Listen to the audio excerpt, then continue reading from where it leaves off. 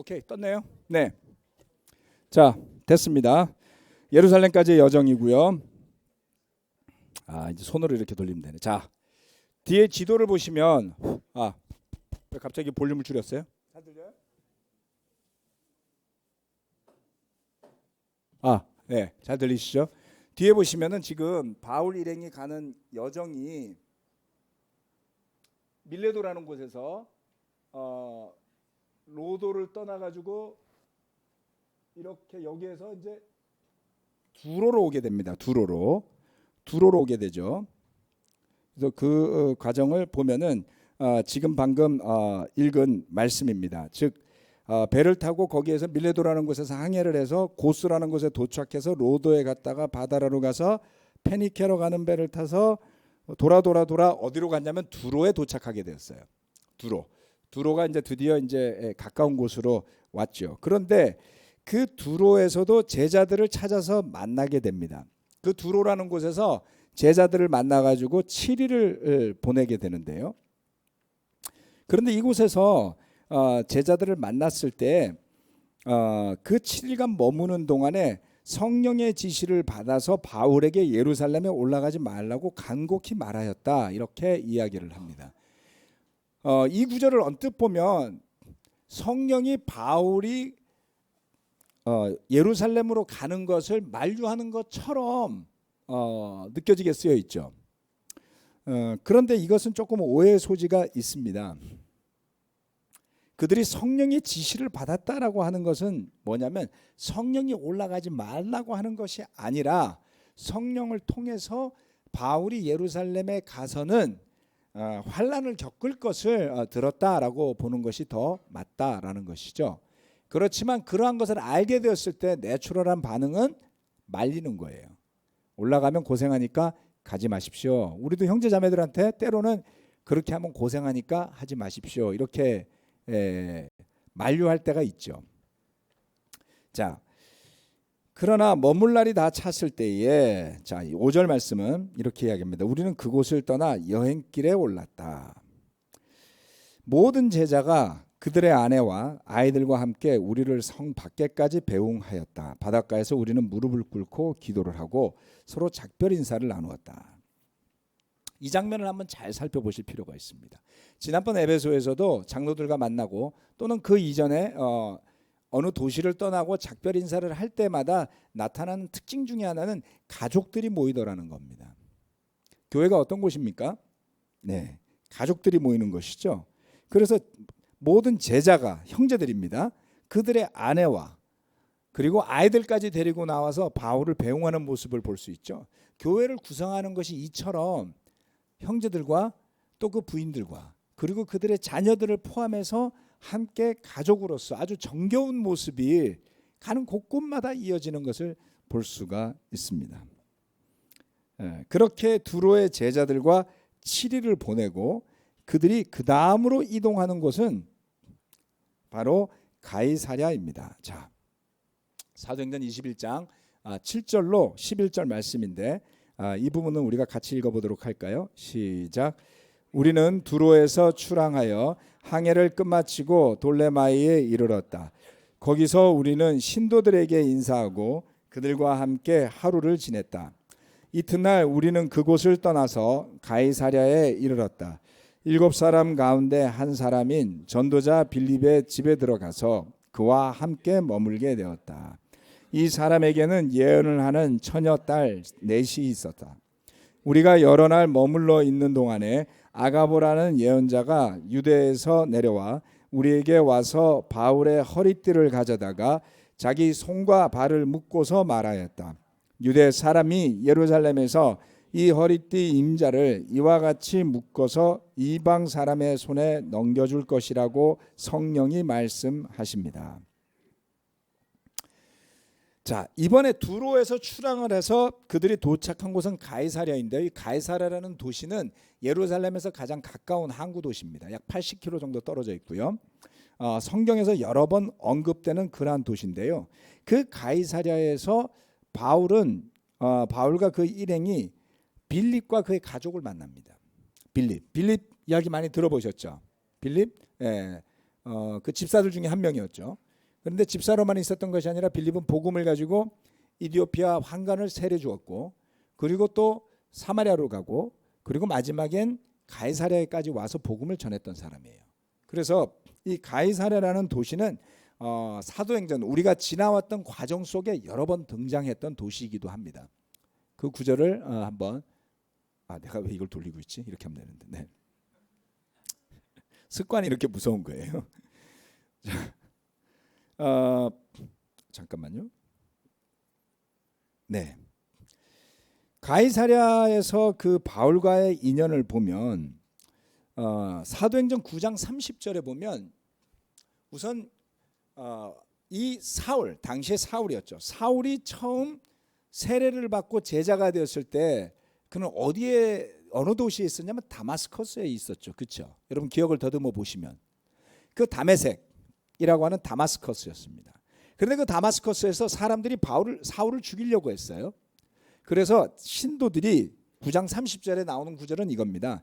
신도들이 이 일을 알고 사울을 가이사랴로 데리고 내려가서 다소로 보냈다. 이렇게 이야기를 하는 것이죠. 즉 다마스커스에서 사람들이 그 사울을 데리고 가이사랴라는 도시로 갔어요.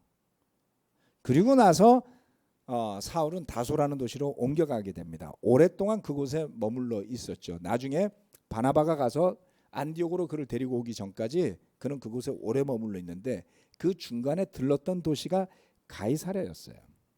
그런데 이 가이사랴는 어떠한 도시냐면 제가 뒤에 적어놓은 구절에 나오죠. 이미 사도행전 8장 40절 말씀에 보면 이 빌립이 아소도에 나타났고 돌아다니면서 여러 성에 복음을 전하다가 마침내 가이사랴에 이르렀다. 자, 사도행전 8장의 시점에서 복음을 전하고 다니던 빌립이 마지막에 정착한 곳이 어디였냐면 이 가이사랴라는 도시였어요. 다시 말하면 다마스커스의 제자들이 사울을 데리고 가이사랴로 갈 때에 그곳에는 이미 빌립이 있었다. 그렇죠? 빌립이 복음을 전한 사람들이 이미 그곳에 있었다라고 생각할 수 있겠죠. 네. 그리고 그뿐만 아니라 우리가 너무나 잘 아는 이방인의 최초의 그 세례를 받은 고넬료가 또한 이 가이사랴에 머물고 있었습니다. 그래서 사도행전의 여러 시점에서 가이사랴라는 도시는 그 역할들을 좀 수행하는 것을 볼 수가 있고, 그리고 나중에 바울이라고 이름을 바꾼 이 사울은 그 다마스커스에서 도망을 쳐서 가이사랴에 가서 제자들을 만나고 다소로 넘어갔던 추억이 있었다, 이렇게 생각할 수 있겠죠. 그랬던 그가 두로를 떠나가지고 그곳에 들러서 예루살렘으로 가는 준비를 하는 것을 볼 수가 있는 것이 바로 이 부분입니다. 그런데 바울은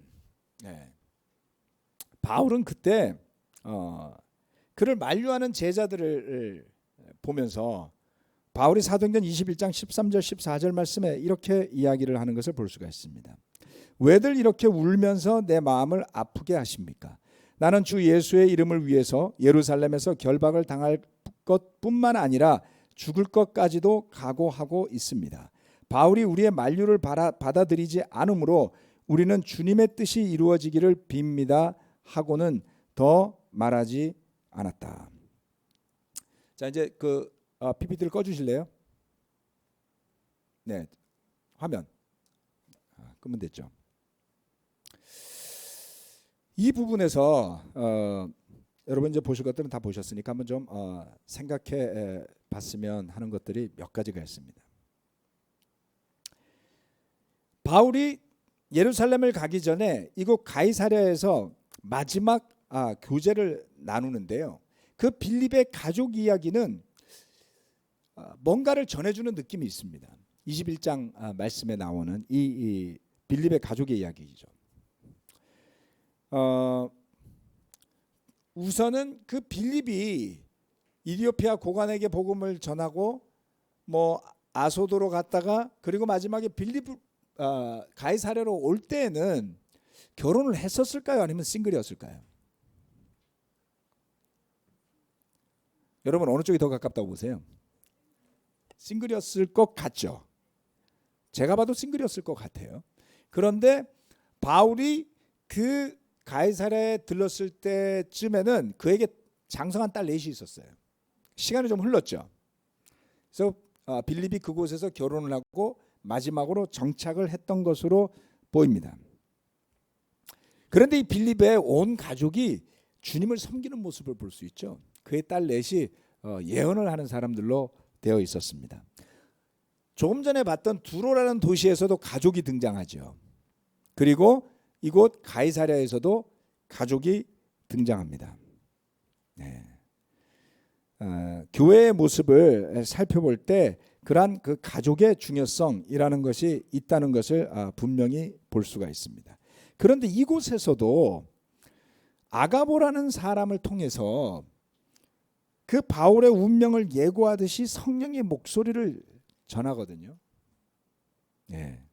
뭐라고 했냐면 조금 전에 읽었던 구절들에 보게 되면 자, 결박을 당해서 묶여서 이방 사람의 손에 넘겨줄 것이라고 성령이 말씀하십니다.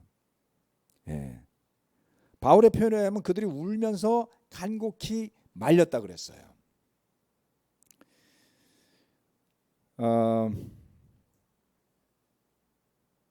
그 사람들의 심정과 바울의 심정을 살펴보면서 함께 좀 생각을 해봅시다. 여러분이 만약에 여러분이 사랑하는 형제나 자매가 어느 도시에 가게 되면 복음을 전했다는 이유로 체포를 당하고 감옥에 들어갈 것을 안다면 여러분은 어떻게 하시겠습니까? 안 가고 못 가게 말릴 거예요.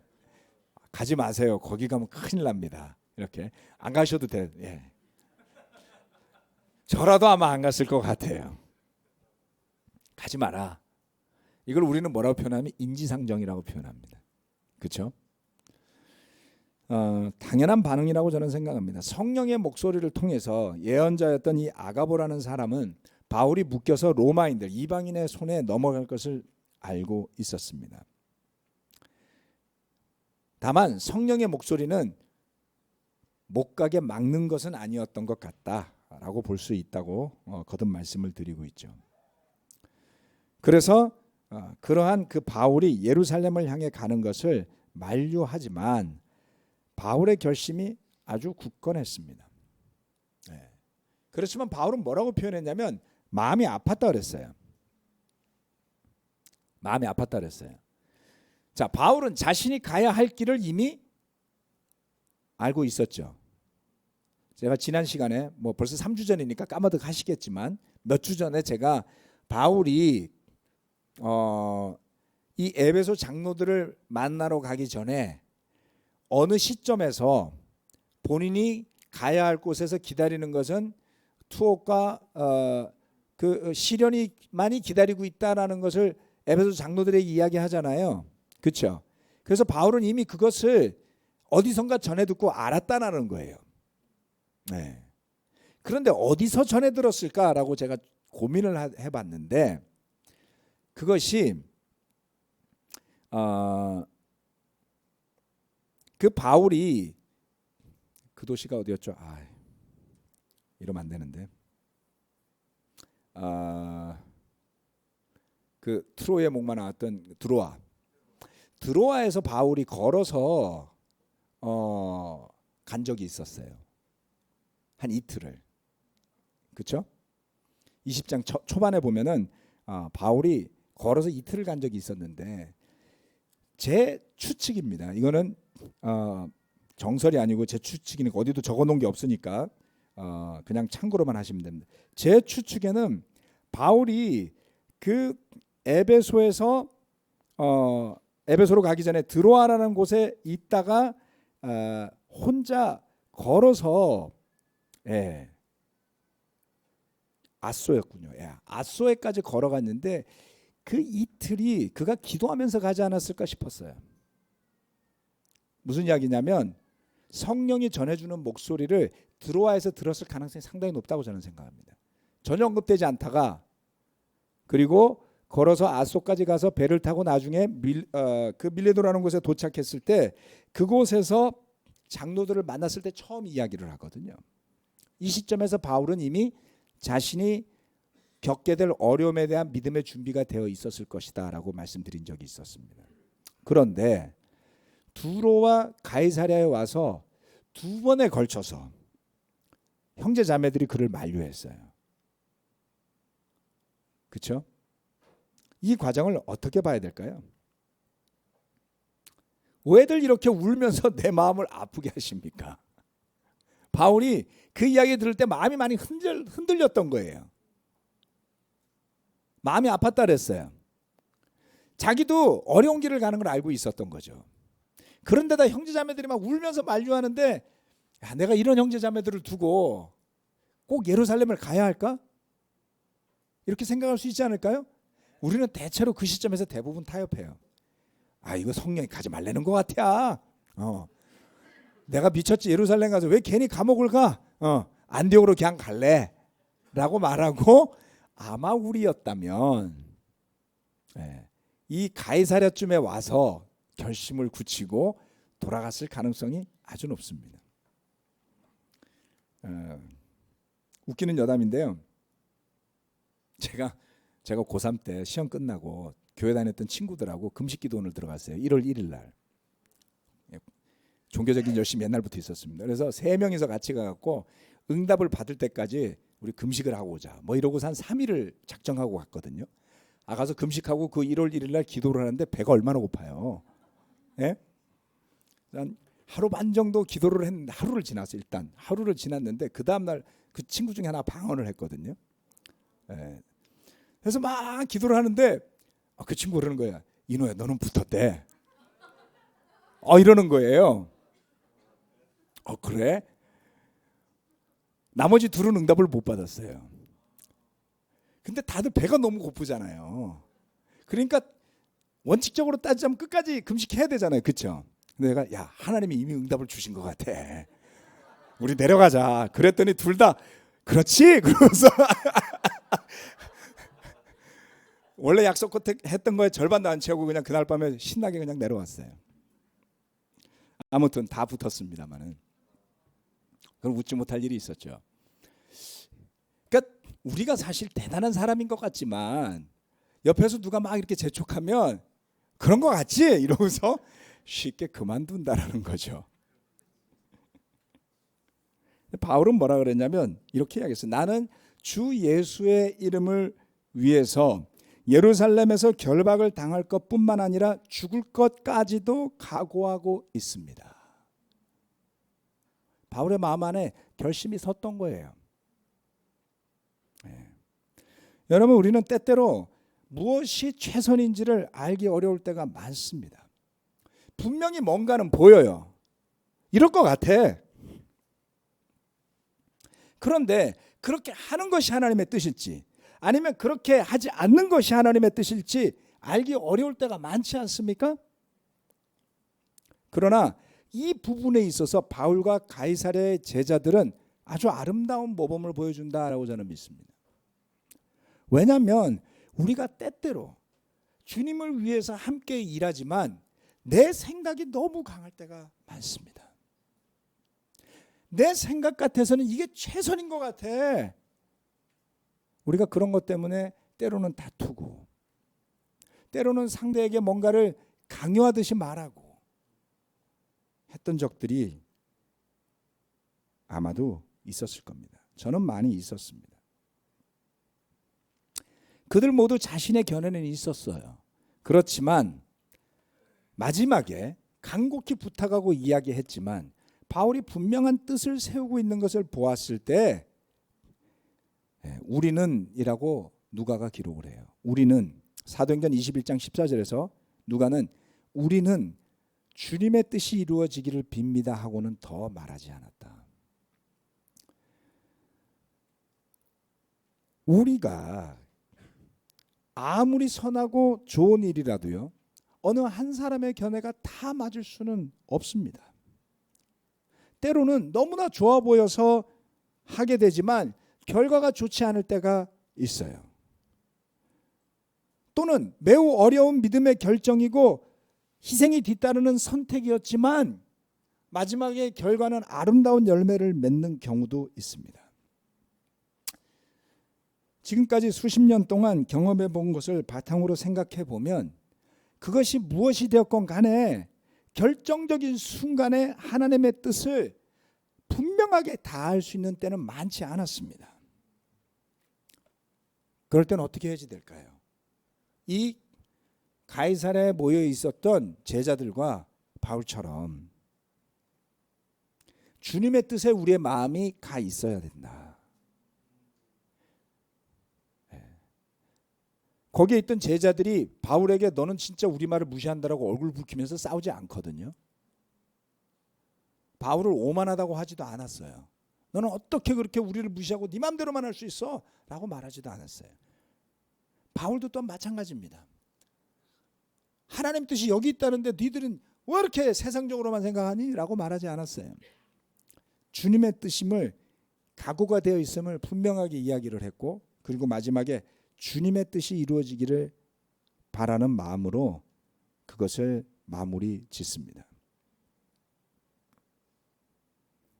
내게 유리하고 내게 이익이 되는 것이 중심이 아니라 주님의 뜻이 중심이 될 때에 우리가 때로는 견해가 다르고 무엇이 좋을지 무엇이 유익할지에 대한 생각이 각각 있다 할지라도 주님의 뜻이 중심이 되면 반드시 그것이 교회에 덕을 끼치고 그 교회를 믿음 안에서 세우는 일이 될 수 있더라는 겁니다.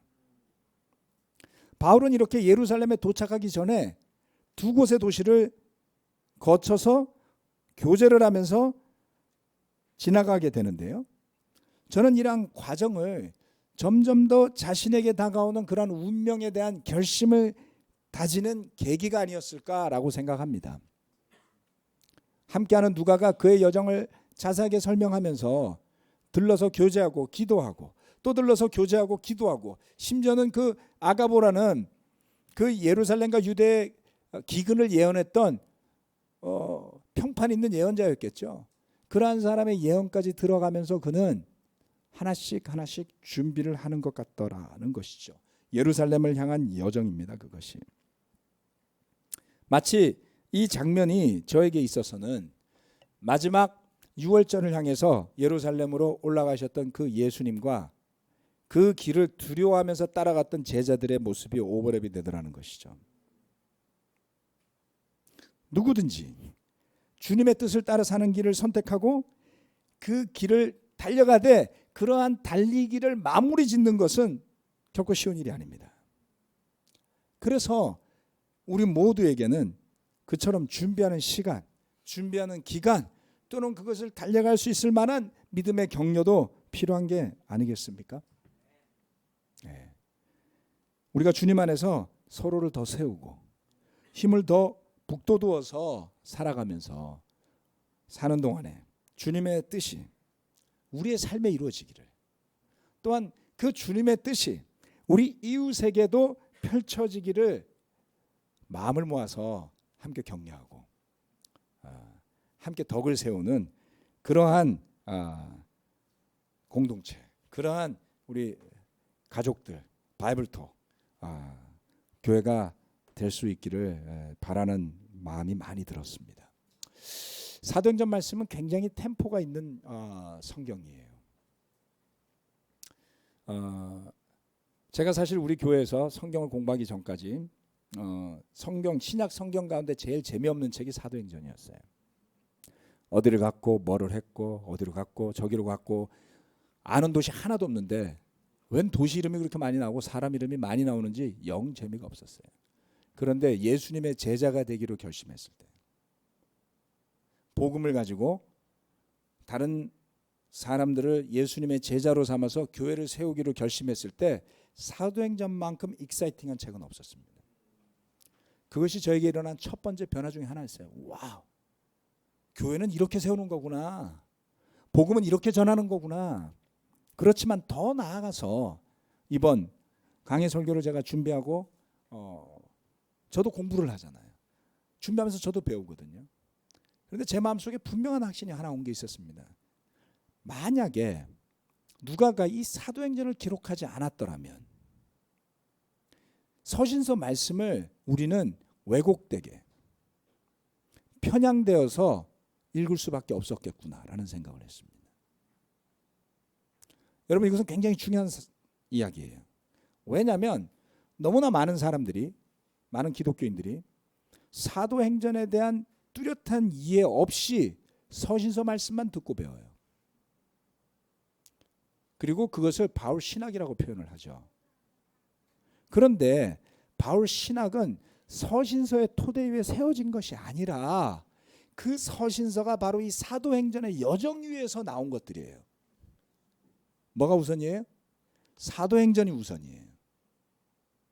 사도행전에 나오는 그 바울의 행적들, 바울의 삶의 모습들, 바울의 믿음들, 그러한 바탕이 없이 서신서만을 보게 된다면 반드시 왜곡되어진 잘못된 신학적 어프로치를 여러분이 하시게 될 겁니다. 부탁드리건대 이 사도행전 말씀을 마음으로부터 담아서, 그것이 남의 이야기가 아니라 누구든 그리스도 예수를 주님으로 받아들일 것이라고 한다면 이 사도행전의 말씀의 궤적을 따라서 가는 삶이 되어야 할 것이다 라는 것이죠. 그러한 토대 위에 세워지는 서신서가 된다면 균형 잡힌 말씀에 대한 이해가 설 수 있다라는 것을 참으로 많이 느꼈습니다. 그래서 46번째 시간인데 앞으로 남은 시간 동안 집중해 주시기 바라고, 바라기는 2달 안에는 마무리가 될 것 같습니다. 그래서 이 사도행전을 하면서 저는 너무나 보람이 있고, 또 그 사도 바울의 가르침들이 정말 일목요연하게 정리되어져서 그의 삶과 일치되어져서 들어오는 듯한 그런 인상을 참 많이 받았습니다. 형제자매 여러분, 예루살렘을 이제 다음 주에 들어가게 되는데 다음 주에는 그 부분에 대해서 같이 배워보도록 하겠습니다. 말씀 마치고 기도하겠습니다.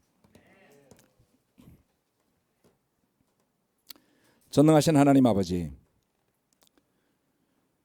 이 사도행전 말씀들을 한 구절 한 구절, 또 바울이 그의 일행과 더불어서 발로 밟으며 지나갔던 도시들, 마을들, 그리고 전했던 말씀들, 부딪혔던 여러 상황들, 또한 세워졌던 교회들과의 교제와 여러 가지 그 상호작용 속에서 복음이 정말 힘차게 살아 움직이는 것을 보게 됩니다.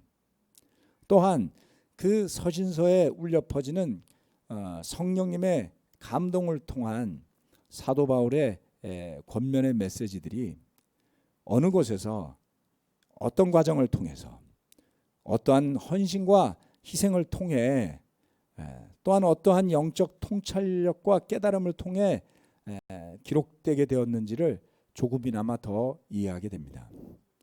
주님, 세상살이가 바쁘고 또 한 해 한 해 나이가 들어가면서 우리가 분명한 뚜렷한 믿음과 사명감 위에 서지 않는다면 부지불식간에 세상의 파도에 휩쓸리고 세상의 풍조에 흔들리고, 그래서 중심이 넘어지고 복음이 세워지지 않은 삶의 길로 흘러내려갈 가능성이 너무나 큼을 봅니다. 주님, 우리의 마음을 주님의 뜻을 향하여 고정할 수 있게 도와주셔서, 때로는 이런 것을 말하고 저런 것을 말한다 할지라도 그러한 모든 것이 모여서 믿는 자로서 합하여 선을 이룬다라는 주님의 말씀처럼 주님, 오직 우리의 삶에서 주님의 선한 뜻만이 이루어지게 되기를 간절히 기도드립니다. 때때로 그 주님의 선한 뜻은 나나 우리의 바람과는 달리 고난일 수 있고 투옥일 수 있고 환난일 수 있고 때로는 길이 보이지 않는 막막함일 수도 있겠지만, 주님, 그러한 때라 할지라도 여전히 그 믿음의 토대 위에 굳건하게 서서 주님의 부르심의 달림을 마지막까지 마무리해낼 수 있는 형제자매들로 굳건하게 세워지게 되기를 간절히 기도드립니다. 주님의 은혜에 감사드리고 예수 그리스도의 이름으로 기도합니다. 아멘. 마치겠습니다.